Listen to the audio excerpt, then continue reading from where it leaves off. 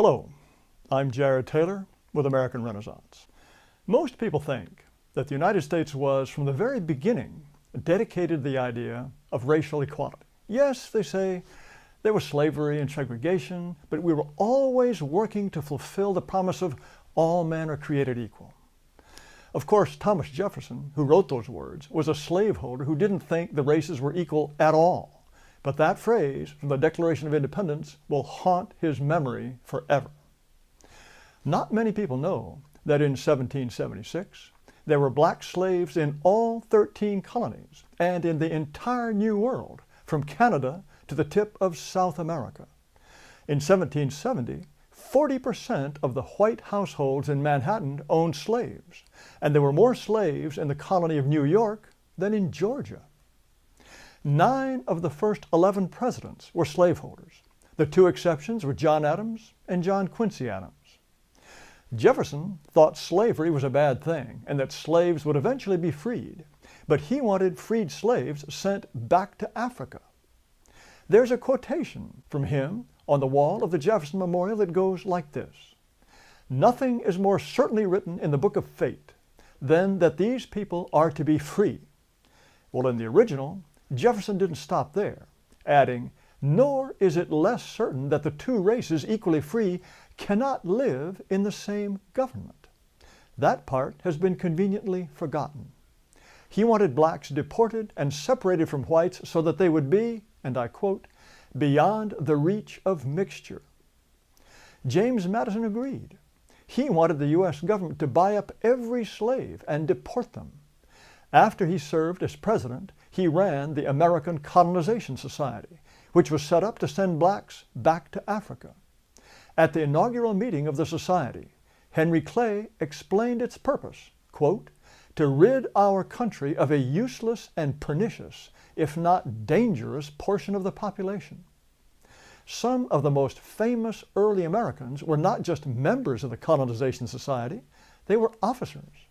Besides Madison, there were Andrew Jackson, Daniel Webster, Stephen Douglas, William Seward, Francis Scott Key, Winfield Scott, and John Marshall. James Monroe worked so hard to help freed American slaves leave the country and establish Liberia that grateful Liberians named their capital Monrovia in his memory. The founders wanted blacks out and whites in. After the U.S. Constitution was ratified, the very first United States Congress had to decide who could be an American. They passed a law that said only, quote, "free white persons" could be citizens of the new country. Blacks couldn't be citizens even if they had been living in the colonies for generations. It took an amendment to the Constitution in 1868 for blacks to become citizens. And American Indians didn't finally become U.S. citizens until 1924. From colonial times on, there was strong opposition to mixed-race marriage. Massachusetts prohibited miscegenation from 1705 to 1843 and repealed the ban only because people thought it wasn't needed. They thought the idea of mixing was so repellent that no one would do it even if it were legal.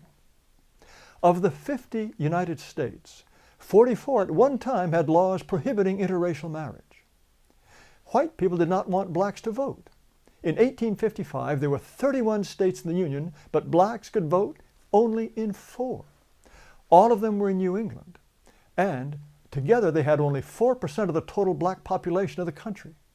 The federal government made sure that blacks couldn't vote in the territories.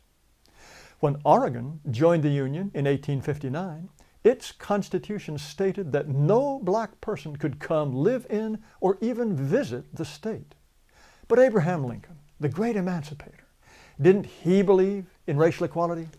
No. During the Lincoln-Douglas debates, he said this: "I am not, nor ever have been, in favor of making voters or jurors out of Negroes, nor of qualifying them to hold office, nor to intermarry with white people. There is a physical difference between the white and black races which I believe will forever forbid the 2 races living together on terms of social and political equality." Lincoln agreed with Jefferson. He wanted to free the slaves and then deport them. In 1862, Lincoln had the Civil War on his hands, but he was so worried about what to do with free blacks that he named a commissioner on immigration and sent him off to look for countries that would take in the blacks he wanted to be rid of. He also sent a message to Congress calling for free blacks to be deported. U.S. presidents usually say only bland, non-controversial things. Well, this is what some of them said about race. James Garfield wrote, "I have a strong feeling of repugnance when I think of the Negro being made our political equal, and I would be so glad if they could be colonized, sent to heaven, or got rid of in any decent way." Theodore Roosevelt wrote that he had, quote, "not been able to think out any solution to the terrible problem offered by the presence of the Negro on this continent." As for Indians, he said, quote, "I don't go so far as to think that the only good Indians are the dead Indians, but I believe 9 out of 10 are, and I shouldn't inquire too closely into the health of the 10th. William Howard Taft once told a group of black college students, "Your race is adapted to be a race of farmers, first, last, and for all times." Warren Harding thought the races would always be separate. Quote, "This is not a question of social equality, but a question of recognizing a fundamental, eternal, inescapable difference." Harry Truman wrote, "I am strongly of the opinion that Negroes ought to be in Africa, yellow men in Asia, and white men in Europe and America." He also referred to the black servants in the White House as, quote, "an army of coons." Dwight Eisenhower told Supreme Court Justice Earl Warren he understood why Southerners wanted segregated schools. They didn't want, quote, "their sweet little girls to sit in schools alongside some big black bucks." He said that what he regretted most about his 8 years as president was sending federal troops to Little Rock, Arkansas to enforce school integration. It's not until John Kennedy, elected in 1960, that we have a president with views on race that just might be considered acceptable today. Because now, of course, we are supposed to think that race doesn't even exist. And even if it did, it would be immoral to base any decision on race. As I think I've made clear, this is a very recent way of thinking. From colonial times right up through the mid-20th century, virtually all white people believed race was an essential part of the American identity.